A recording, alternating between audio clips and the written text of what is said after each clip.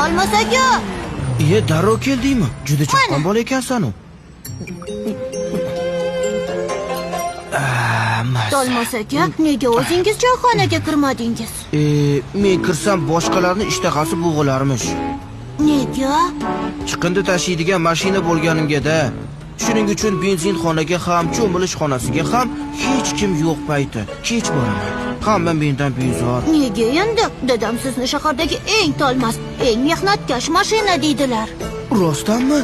Dadang meni shunaqa deydimi? Ha, oyimni ham aytishlaricha shahardagi eng kerakli, eng muhim transport siz ekansiz. Rostdanmi? Oying shunaqa dedimi?